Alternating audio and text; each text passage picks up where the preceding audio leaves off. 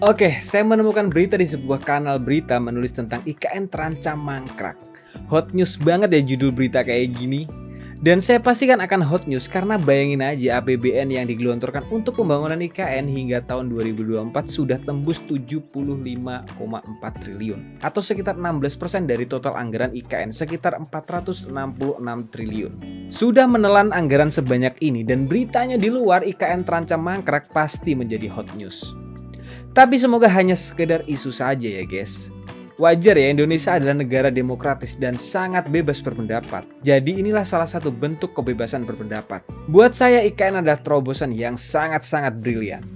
Memperbaiki Jakarta akan lebih sulit dan lebih mahal dibandingkan membangun IKN. Buat saya yang mungkin menjadi masalah terbesar memindahkan ibu kota bukan hanya memindahkan sebuah berkas file dan lemari ke IKN, tapi juga memindahkan pegawai ASN secara bertahap. Pada akhirnya semuanya akan pindah di IKN. Tapi yang menjadi pertanyaan saya, kondisi IKN belum 100% fasilitasnya lengkap seperti di Jakarta. Jadi akankah para ASN ini akan benar-benar siap pindah ke IKN? Sementara ini mall jauh, apalagi mau nonton jauh banget. Nggak ada waterbomb di IKN. Dan di Kaltim mohon maaf nggak ada kebun teh seperti di Puncak, adanya kebun sawit.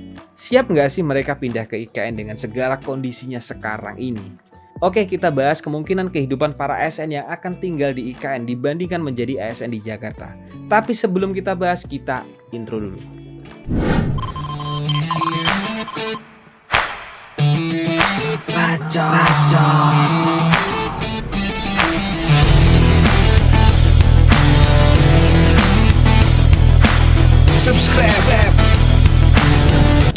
Oke guys, jadi mengutip dari keterangan PAN RB, minimal 1.740 ASN yang akan berangkat ke IKN. Dan yang jadi pertanyaan saya, di manakah mereka akan tinggal? Akankah ngekos di rumah warga atau berkemah? Tapi nggak separah itu guys, jadi para ASN akan menempati apartemen yang memiliki luas 98 meter persegi.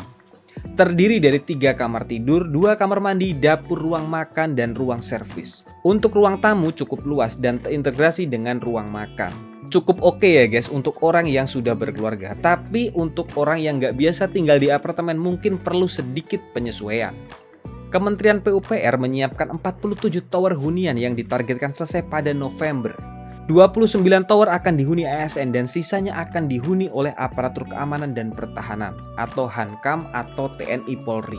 Dalam skema besarnya ASN yang akan diberangkatkan ke IKN mencapai 3.000-an orang.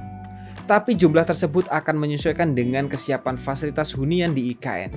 Jadi jumlahnya bisa fluktuatif menyesuaikan dengan fasilitas hunian yang tersedia di IKN. Tapi guys, yang menjadi pertanyaan besar saya adalah kesiapan para ASN pindah ke IKN. Kalau kita bicara gaji dan tunjangan, pemerintah lagi menyiapkan gaji yang besar di IKN. Kalau kita bicara hunian, pemerintah sudah menyiapkan hunian apartemen di IKN. Tapi kalau kita bicara kebutuhan dasar yaitu makanan atau belanja kebutuhan sembako, para pegawai ASN ini belanja di mana? Oke, yang memungkinkan ASN yang bermukim di IKN belanja sembako adalah di pasar tradisional Sepaku atau kawasan sekitar IKN yang jelas aman, tinggal harganya aja yang mungkin agak beda. Lantas bagaimana untuk sekolah anak-anak pegawai ASN yang pindah ke IKN? Apakah sudah ada? Menurut Badan Otoritas Ibu Kota Nusantara atau IKN menunjuk 8 sekolah berjenjang, mulai dari TK, SMA, dan SMK, untuk menampung para ASN yang pindah ke IKN membawa keluarga. Kedelapan sekolah tersebut berada di Kecamatan Sepaku, Kabupaten Penajam Pasir Utara, Kalimantan Timur. Nantinya kedelapan sekolah tersebut siap menampung siswa baru, terutama anak-anak para ASN di IKN. Tapi yang buat saya agak unik nih, anak-anak para ASN ini siap nggak sih tinggal di IKN? Yang sekarang fasilitasnya belum lengkap. Misalnya nih biasanya nongkrong di mall habis pulang sekolah dan pasti berbeda jika tinggal di IKN. Tapi rekomendasi buat hiburan para ASN dan keluarga ASN jika tinggal di IKN adalah mancing. Di Kalimantan rata-rata sungai bahkan kubangan air saja pasti banyak ikannya. Oke, apalagi yang menjadi kebutuhan orang? Makan sudah, sekolah sudah, internet pasti sudah disiapkan. Kalau kurang kenceng pakai Starlink. Nah, bagaimana buat tempat hiburan di IKN? Yang biasanya Sabtu Minggu main ke puncak cari udara dingin, saya rekomendasikan kebiasaan ini harus dikurangin ya. Karena nggak ada tempat dingin seperti di puncak di kawasan IKN, bahkan kawasan penunjangnya seperti Balikpapan dan Samarinda. Tapi sebenarnya ada surga di Kalimantan Timur, tapi di video selanjutnya saja kita bahas. Selanjutnya yang menjadi masalah shopping atau main ke mall. Main ke mall sudah menjadi rutinitas orang kota, bahkan sudah menjadi kebutuhan pokok penduduk kota. Nongkrong di kafe menjadi budaya masyarakat perkotaan, bahkan mungkin jarang orang main ke rumah. Seringnya nongkrong di kafe atau ketemuan sama temennya di kafe. Iya nggak sih? Budaya perkotaan seperti ini mungkin akan menjadikan ASN di IKN menjadi sesuatu yang sangat-sangat sulit. Karena mereka harus ke Balikpapan paling dekat untuk mendapatkan mall yang mungkin setara dengan mall-mall di Jakarta. Dan kafe yang mungkin seperti di Jakarta. Selanjutnya nonton di bioskop. Masalah ini berat buat orang yang suka nonton di bioskop. Dan bioskop terdekat di area IKN adalah di Balikpapan. Perlu waktu 1 jam melewati jalur akses Pulau Balang dan 2 jam lewat pintu tol Samboja. Perlu direncanakan dulu ya jika ASN yang baru tinggal di IKN buat nonton di bioskop. Selanjutnya masalah kuliner, dan sebelum kita bahas kuliner, kita bahas dulu sejarah Sepaku adalah sebuah kecamatan di Kabupaten Penajam Pasir Utara, Provinsi Kalimantan Timur. Di tahun 1960-an, Sepaku berada di wilayah Kota Madya Balikpapan dengan nama Kecamatan Balikpapan Seberang yang terdiri dari Kecamatan Sepaku, Kecamatan Penajam saat ini.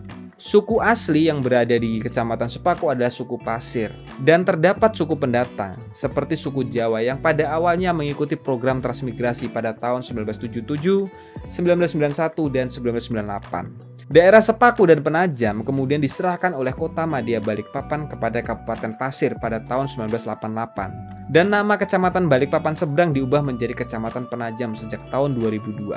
Maka Kecamatan Penajam dimekarkan menjadi Kecamatan Penajam Induk dan Kecamatan Sepaku. Selanjutnya, pada 26 Agustus 2019, Presiden Joko Widodo menetapkan sebagai wilayah Kabupaten Penajam Pasir Utara menjadi ibu kota negara baru Indonesia. Dan sebagian wilayah Kecamatan Sepaku menjadi salah satunya. Nah, di area IKN dulunya adalah kawasan transmigrasi. Saya pastikan ada orang jualan kuliner, tapi untuk penjual kuliner setara dengan penjual kuliner di Jakarta perlu tahap, bukan berarti nggak ada loh ya. Mungkin yang agak susah mencari makanan ala-ala Korean food, Japanese food, dan lain-lain. Untuk makanan cepat saji cukup banyak ya, seperti KFC, McD, Pizza Hut, dan kawan-kawan. Tapi ada di Balikpapan, perlu 2 jam untuk ke sana. Oke, jadi konten saya ini bukan untuk menakut-nakuti para ASN yang akan tinggal di IKN, tapi ini untuk gambaran yang memungkinkan akan dihadapi ASN yang akan pindah ke IKN dalam waktu dekat ini. Tapi menurut Undang-Undang Republik Indonesia Nomor 20 Tahun 2023 tentang Aparatur Sipil Negara, Nomor 5 Pasal 4.2 huruf E, loyal, yaitu berdedikasi dan mengutamakan kepentingan bangsa dan negara. Di poin ini sudah sangat-sangat jelas, loyal, berdedikasi, mengutamakan kepentingan bangsa. Dan IKN adalah kepentingan bangsa Indonesia, mimpi bangsa Indonesia di masa depan. Jadi para ASN harus siap dengan segala kondisi di IKN. Yang sekarang masih dalam proses pembangunan, bukan berarti fasilitas tersebut tidak ada, tapi masih dalam proses pembangunan, jadi perlu waktu untuk IKN menjadi kota seperti Jakarta, Kuala Lumpur, London, bahkan Tokyo. Menurut saya, IKN adalah mimpi besar bangsa ini. Mahakarya bangsa Indonesia di zaman sekarang dengan teknologi infrastruktur yang akan dapat menampung tren teknologi di masa depan. Bahas apa lagi ya kita masalah IKN, tulis di kolom komentar. Dan terima kasih telah menonton video ini, semoga bermanfaat buat kalian.